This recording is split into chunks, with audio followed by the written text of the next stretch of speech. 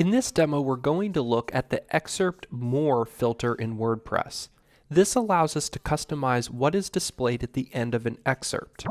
By default in WordPress, when we come across the excerpt, we'll see square brackets with an ellipsis inside. If we're to come over to the WordPress core and search for Apply Filters Excerpt More, we'll see the one instance where it occurs, and instead of passing in a variable, it passes in this string of text. So it passes in a space followed by the square brackets and the ellipsis. So normally we would expect to see a variable here like excerpt more. But in this case, WordPress is hard coding in a default value. And we know that we can get this default value if we hook into excerpt more. So in our example theme, if we come into functions.php and scroll down till we find add filter excerpt more, we could see that we're hooking in our own read more link. And we're doing this at the default priority, but again, it's always a good idea to specify it where you want it. And you may even decide that you want it at a higher value. So coming up to our function, we get that initial string of text, which is the square brackets and the ellipsis, and we're referring to that as read more text. However, we're not really going to use it since there's nothing in there that we want to do. What we want to do is display a read more link. So what we're going to do is use global post, and that will get us the post object depending on where we are when this is being applied. Then we're going to create our new read more link, and that's basically going to include some ellipsis and then an anchor tag, and where we're about to put in the href, we'll use get permalink with the post ID. So that's what we got here. It wasn't passed into us here, and we saw that in the WordPress core. It wasn't passing in a post ID, so we need to do that ourselves. Close out this a link, and then put out read more with a greater than sign.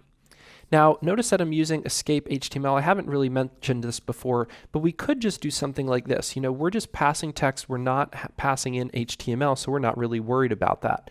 However, if somebody is translating this and somebody does a malicious translation, they could actually pass in some HTML in through the translation system, and that's why it's always a good idea to use this stricter version unless you really know that you don't need to.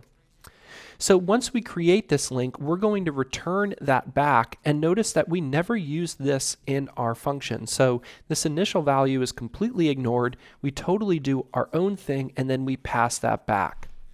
And this is something that you might see in WordPress too. You might get the initial data that you want, but want to pass back something else entirely, and you could do that here. Remember always to return something back into WordPress so it could keep going. Now if we look at the front end of our site, we could see that we see the ellipsis here, and then we see this read more link that will take us to that specific page. And this appears everywhere that we have the excerpt showing.